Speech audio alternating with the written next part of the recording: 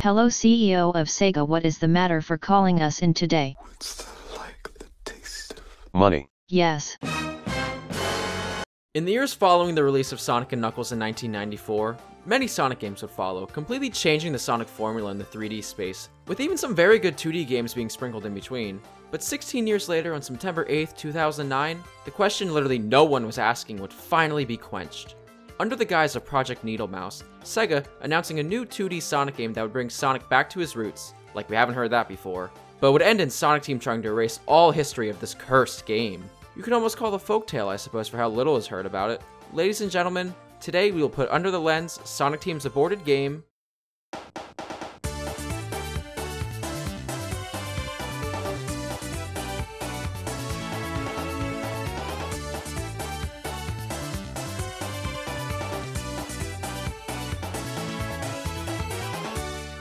Around the same time of the original announcement, a teaser video for Sonic 4 Episode 1, then called Project Needlemouse, was released showing a very similar looking emblem to the Sonic 1 starting emblem. This along with a couple other PR stunts to drum up hype like a character countdown, trivia questions, and a whole new set of merch being dropped for Hedgehog Week, all for the upcoming unveiling at midnight on February 4th, 2010, and when the clock struck midnight, the official title of Project Needlemouse was revealed as Sonic the Hedgehog 4, showing a brief trailer, gameplay footage, and announcing an episodic release. Yay. Sonic 4 was originally developed as a smartphone-exclusive spin-off called Sonic the Portable that was supposed to center around the phone's gyroscopic controls, and the remnants of this can still be seen in the mobile versions, where there's actually 2 levels that use the controls still. Anyways, all this gyroscopic crap was then scrapped and retitled to Sonic 4 and slapped on every platform as orders from Sega of America. This would explain the horrid art style and the low-budget look of the first episode. Later in the same month, a recent build of Episode 1 was uploaded to a developer testing website called PartnerNet, which was a service for Xbox Live Arcade, where screenshots, gameplay footage, and music started to leak, not only killing all the hype, but slowly unscathing the shitstorm that was about to come. These leaks showcased the terrible animations, level designs, half-assed gimmicks, and most importantly, the retarded physics due to it being based off the Sonic Rush engine from 2005, and looking like this game was made by a bunch of actual monkeys. These leaks spread like wildfire. Everyone, including their mothers, was screaming about how Sonic 4 looked like dog shit, making Sega react 3 months later that they were going to delay the game till October of 2010, to allow for various fan requests to be implemented, like momentum-based level designs and actual physics to emulate the Genesis games, the games this is supposed to be a sequel to. Oh, and before we move on, let me remind you when I say Sonic Team, I mean Dimps actually created this game, who did the Advanced series, the Rush games, and most of the handheld versions of the mainline games.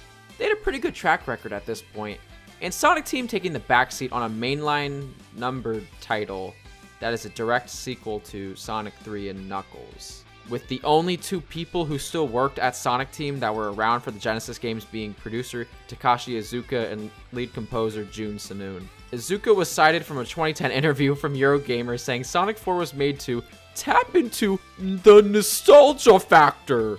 Ah yes, the nostalgia meme. I'm sure this is gonna go well.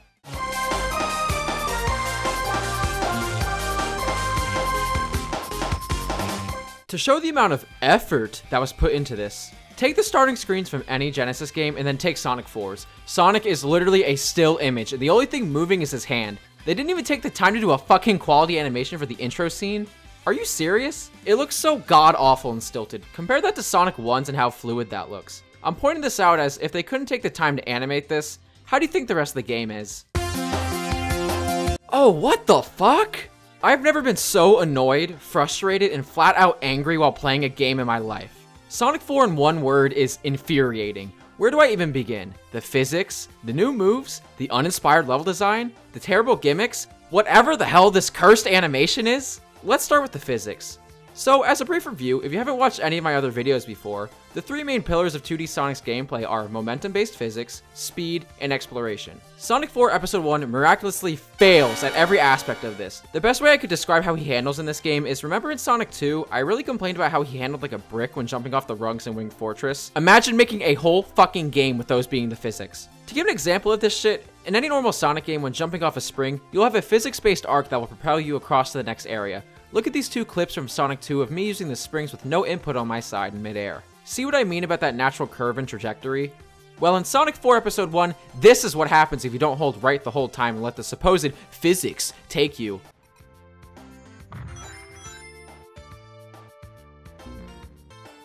Yes, you saw that correctly. Let me show you again. You fall straight down. Now let me show you a comparison of Sonic's acceleration in Sonic 1, 2, and 3 compared to 4. You see how Sonic 1, 2, and 3's full sprint animation all start around the same time, right? And then Sonic 4's is 2 seconds later? You're probably asking, well, why is this autist screaming about a slower acceleration of 2 seconds? The reason these 2 seconds are crucial is because this completely changes how Sonic's acceleration gradually increases, giving a really uncanny feel to his movement, and controlling him feels like running through mud, making it incredibly awkward, especially in tighter platforming. Maybe if you can't get the fucking acceleration down, you shouldn't make it a numbered sequel. Let me show you how awful the spin dash is. So here I have a comparison of the spin dash in Sonic 2 and 3K, which share basically the same attributes. These start a frame before the initial launch of the spin dash, and as you can see from the clips, they both have a very smooth look and feel to them, which is due to Sonic's speed responding to the physics and how he naturally speeds up on a decline from gravity thanks to the physics engine. Let's slow this down a bit though, so you can see how similar these two are without the variables of the slopes and inclines. As you can see, they almost are 1-to-1 in regards to momentum and how natural that looks with Sonic responding to the environment the same way if you were to roll a ball in real life.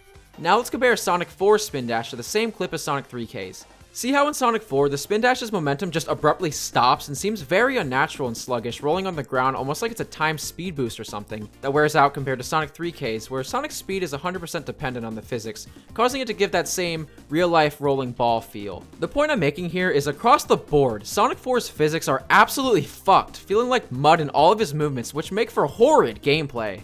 Another perfect example of this is, look how in Sonic 3K, Sonic organically gains momentum while going down a slope both visually and with the actual weight of the character in his movement, and how he's able to hop over the lip of the ledge due to that built-up of momentum. Again, now look at Sonic 4 where I'm showing a section that in any normal Sonic game would have you flying due to the natural momentum. It doesn't even look like the spin dash's momentum is fucking increasing or responding to the environment at all. The 3K little decline section gives more natural momentum to clear that lip than the whole Sonic 4 charade. Do you see how clunky and slow that looks compared to 3K, which came out in 1994? Are we just throwing the whole concept of physics-based momentum out the window now?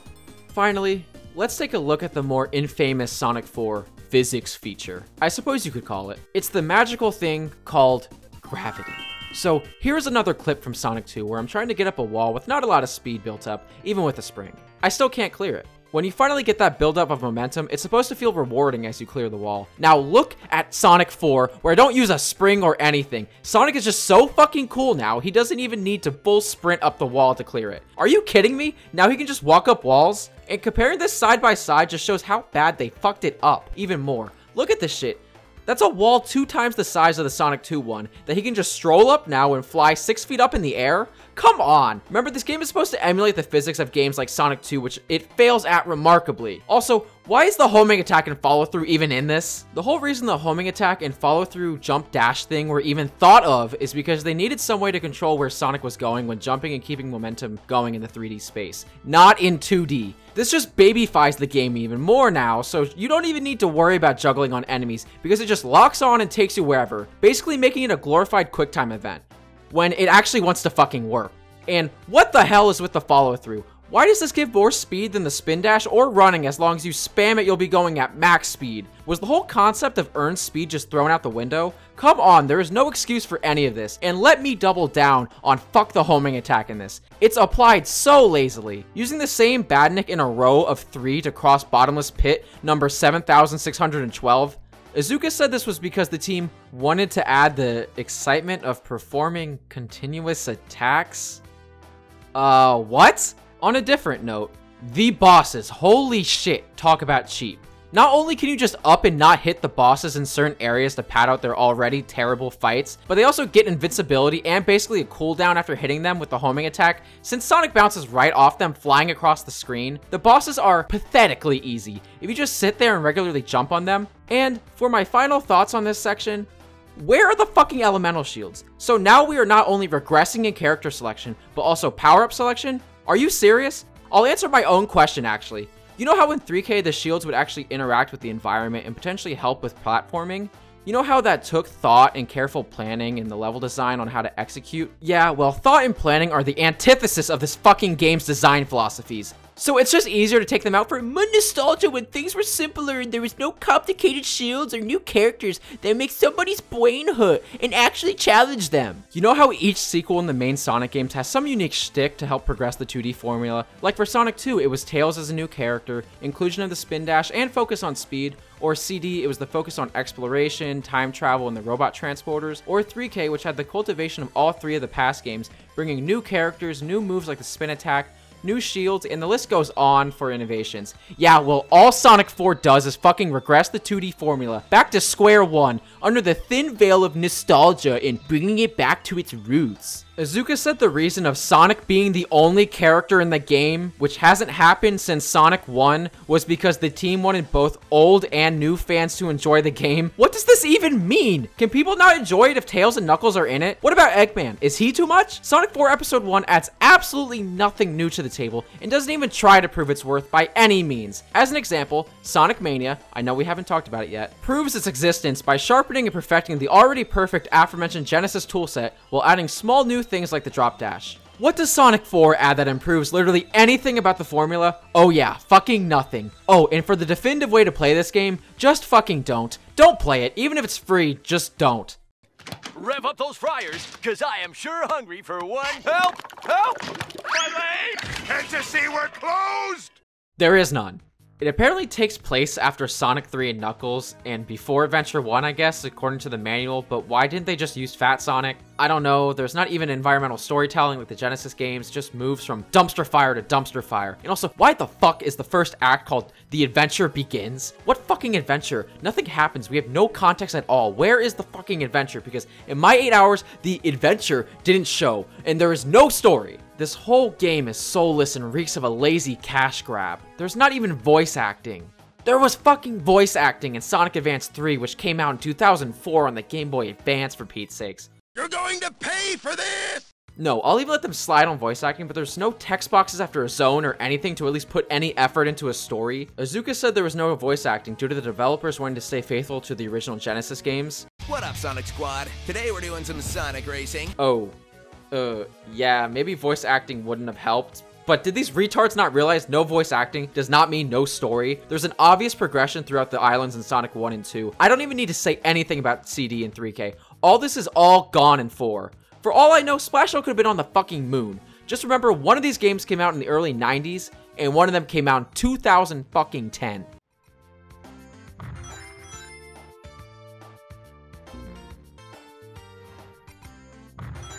Let's see here. We have Green Hill, Casino Night, Labyrinth Zone, and Metropolis Zone. Are you fucking kidding me? These are just worse versions of the pre-existing zones that do nothing to stand apart as, say, remixes, except shove in horrendous and infuriating gimmicks like, oh my god, it's Indiana Jones, or dude, it's dark. Yes, just what I want in my Sonic games. Battling the darkness where I can't see anything. Oh, and there is 5 zones. And I'm being generous by counting the final boss bullshit. Sonic 1 had 6 zones and 3 acts. This has less content than a game from 1991. Are you fucking kidding me? Now, let me get into what Sonic 4 calls level design. So yes, I went and I counted, and these are just estimates because, you know, some have multiple in the levels, but in Sonic 1, there is around 5 bottomless pits throughout the whole game. And I'm not saying bottomless pits are always bad, as some of them can be very helpful in enhancing a challenge for the player, but I counted north of 20 bottomless pits in Sonic 4. That is just flat out fucking lazy. Frustrating and cheap, especially when you get stun locked to your doom or the freaking homing attack doesn't work. Bottomless pits of this caliber are just the definition of artificial difficulty because the devs are either too fucking lazy to make compelling level designs or are retarded, and I don't think they're retarded. The new Metropolis Zone should be just called Bottomless Pit The Zone. Fuck this game. And don't worry, they didn't forget everyone's favorite, crushing blocks. Yes, artificial difficulty and bullshit for everyone, especially when there's complete sections dedicated to it. Woo! We all wanted this. Thank you so much, Sonic Team, or Dimps, whoever the fuck made this piece of shit. I generally don't think there was a single death in this game where I was like, damn, I should have seen that coming. Every single death and hit felt incredibly cheap and bullshit. Every single level in this game feels incredibly uninspired and boring with not many hidden routes or secrets other than a ring container. Yay? gone are the days of hidden routes being kept behind breakable walls, high speeds, and precision platforming. Oh, but don't worry, the signposts are back! Remember those way better games Sonic 1 and 2? You remember, right? I bet you're getting a giant nostalgia hard on right now, right? We're also too lazy to make fucking level transitions.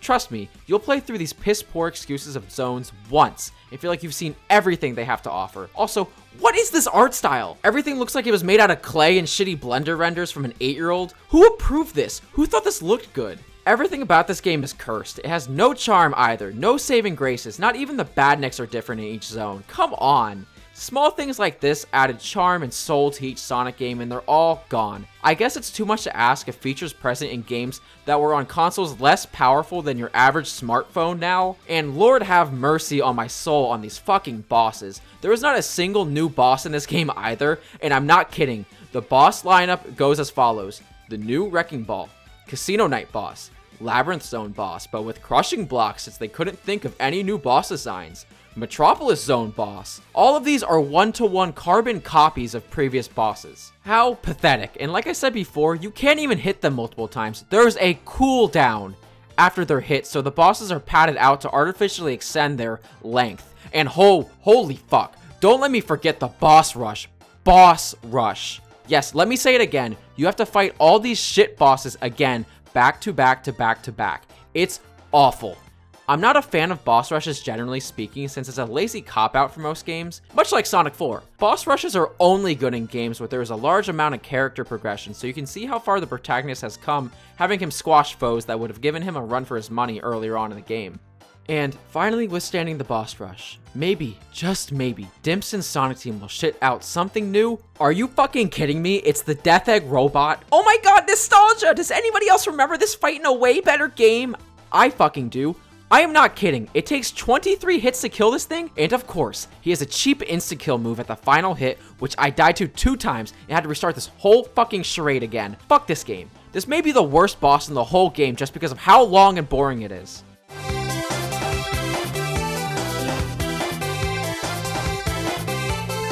I have to hand it to the devs on this one. I think this is the first Sonic game I had to force myself to finish, let alone get the Chaos Emeralds. I really was just debating on saying screw it and writing the review without getting them, but no. I love you guys, so I did it. So the first thing on the list of infuriating issues with this is, shocker, the physics. You know, how in Sonic 1, if you passed the giant ring, you still had a chance to access the stages, right? Nope, in Sonic 4, good luck. If you don't hit that jump perfectly, LOL, fuck you. Play the stage again, sucker. I had so many times I was right in front of the ring and it transitioned to the next act. I was fuming. Then throw that on top of the artificial padding of them only allowing you 1 Chaos Emerald per act, making you play each of these shitty fucking levels over and over and over again. I really wanted to blow my brains out. So let's talk about the actual stages now. The special stages are the same as the Sonic 1 levels, where it's 50 rings to the giant ring at the end, yada yada yada yada. I love the Sonic 1 special stages, so when I first popped into them, I was like, yes, awesome, I love these. Well, they screwed it up also. These stages are timed and ring gated, making it so meticulous where you can be missing 1 ring and leave the stage. It's absolute bullshit. Another creative way of artificial difficulty. Here's a hint, Sega. Maybe actually make fucking challenging stages and stop relying on timers and bullshit to make them hard. And I can't forget the bumpers that launch you across the stage that you have no control over the direction you land. Fuck the 7th special stage also. At this point, I was at my wit's end, and this stage is bullshit. Exit pits all over the place right next to the rings? Seriously? I'm not kidding here. I don't remember the last time I got so angry over a video game. I broke my PS4 USB cable and almost my controller because I spiked it on the ground 4 times because of how angry I was. Congrats, Sega. You made the worst special stages in the franchise, taking the throne away from Sonic 2 with uglier versions of the psychedelic Sonic 1 special stages backgrounds and ear-grating stage music. And after all that torture, the reward of getting the emeralds must be great, right? It's Super Sonic, who plays almost the exact same other than moving faster, and has the worst fucking Super Sonic song I have heard.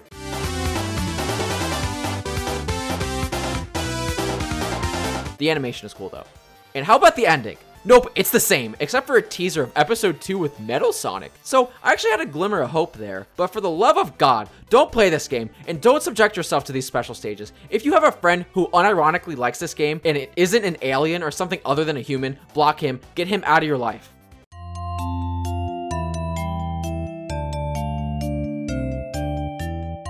What happened here? The music in a Sonic game is right up there with the gameplay for importance in my opinion, and it fails spectacularly at being anything but annoying. This may be the most ear-grating music I have ever heard in a video game for the actual original music. I'm not even kidding, 90% of the sound effects and music in this game are reused. The title screen uses the same sound effect as Adventure 2. File select.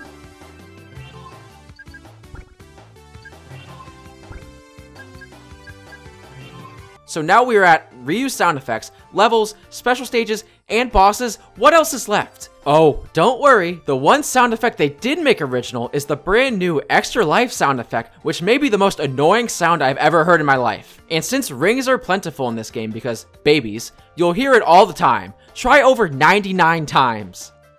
Ah, my fucking ears! Someone please make it stop! Ah! This is the only Sonic game I have turned the music down or almost off because of how terrible it is. I searched quite heavily for any info on the music development of Sonic 4, and there's not much. But from what I found, Jun Sanu from Crush 40 was responsible for creating all the music and sound effects, and was supposed to replicate the Genesis games. So, no actual music notes or FM sound tapes were used, according to him, to replicate the Genesis sounds, and Sanu's favorite track was Splash Hill's first act, which actually sounds really fucking good without all the synth bullshit. The Sonic the Hedgehog YouTube channel uploaded a guitar medley of Sonic 4 performed by Jun himself, and it's golden.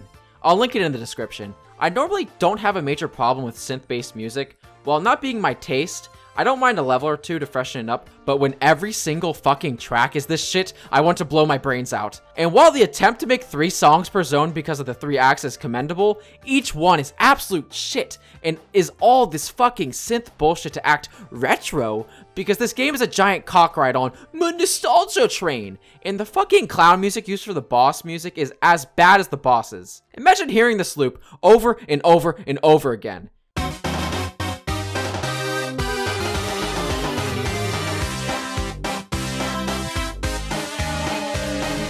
Kill me, please. The boss music was actually originally composed for Sonic 3D Blast, which I found interesting though. You'll notice I barely use any of the actual OST from this game in this video, because I don't want to subject you guys to having your eardrums crippled. And if I did, I would hope you would flag this video and call the cops, as I must have gone off the deep end at that point.